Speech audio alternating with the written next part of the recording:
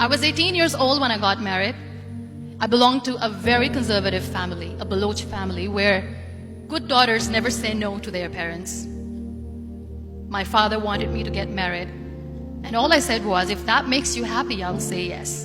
And of course, it was never a happy marriage. Just about after 2 years of getting married, about 9 years ago, I met a car accident.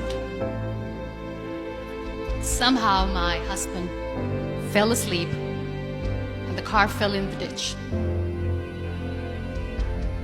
He managed to jump out, saved himself. I'm happy for him. But I stayed inside the car and I sustained a lot of injuries. The list is a bit long. Don't get scared. I'm perfectly fine now. Radius ulna of my right arm were fractured. The wrist was fractured. Shoulder bone and collarbone were fractured. My whole rib cage got fractured. And because of the rib cage injury, lungs and liver were badly injured. I couldn't breathe. I lost urinary bowel control. That's why I have to wear the bag wherever I go.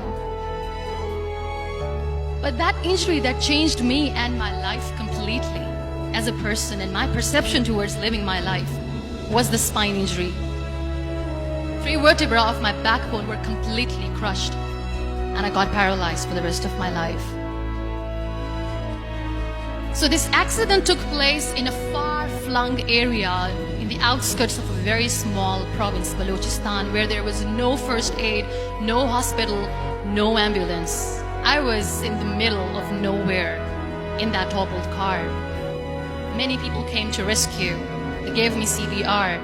They dragged me out of the car. And while they were dragging me out, I got the complete transection of my spinal cord. I finally ended up in a hospital where I stayed for 2.5 months. I underwent multiple surgeries. Doctors have put a lot of titanium in my arm. There's a lot of titanium at my back to fix my back. That's why people in Pakistan call me the Iron Lady of Pakistan.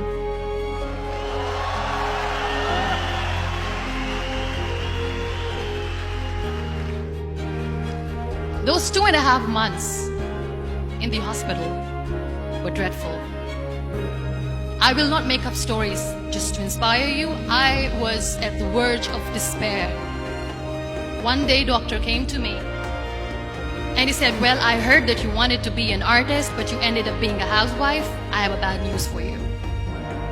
You won't be able to paint again because your wrist and your arm are so deformed, you won't be able to hold a pen again. And I stayed quiet. Next day, doctor came to me and said, your spine injury is so bad, you won't be able to walk again. I took a deep breath and I said, it's all right. The very next day, doctor came to me and said, because of your spine injury and the fixation that you have in your back, you won't be able to give birth to a child again. That day, I was devastated. I still remember, I asked my mother, why me? And that is where I started to question my existence. Why am I even alive? What's the point of living? I cannot walk, I cannot paint, fine, I cannot be a mother. And we have this thing in our heads, being women, that we are incomplete without having children. I am going to be an incomplete woman for the rest of my life. What's the point? So my mother said to me, this too shall pass. God has a greater plan for you. I don't know what it is, but He surely has.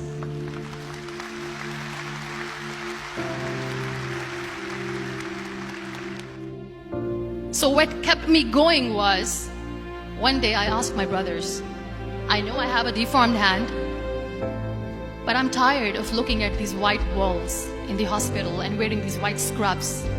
I'm getting tired of this. I want to add more colors to my life. I want to do something. Bring me some colors, bring me some small canvas. I want to paint. So the very first painting I made was on my deathbed, where I painted for the very first time. There were a lot of infections in my body, a lot of allergies. So doctors wanted me to lie down on the bed straight for not 6 months, for not 1 year, for 2 years. I was bedridden, confined in that one room, looking outside the window, listening to the birds chirping, and thinking maybe there will be a time when we'll be going out with the family and enjoying the nature. That was the time where I realized how lucky people are, but they don't realize. And you know how it all began? That day I decided that I'm going to fight my fears. We all have fears. Fear of unknown, fear of known, fear of losing people, fear of losing health, money. We want to excel in career, we want to become famous, we want to get money. We are scared all the time. So I wrote down one by one all those fears. And I decided that I'm going to overcome these fears one at a time. You know what was my biggest fear? Divorce. It didn't work. But the day I decided that this is nothing but my fear, I liberated myself by setting him free. And I made myself emotionally so strong that the day I got the news that he's getting married, I sent him a text that I'm so happy for you and I wish you all the best. And he knows that I pray for him today.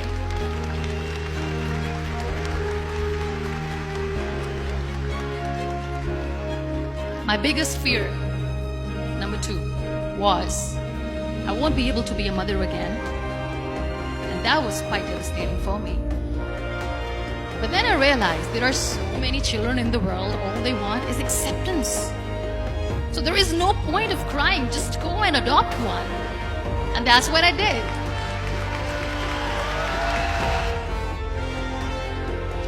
So when you accept yourself the way you are, the world recognizes you.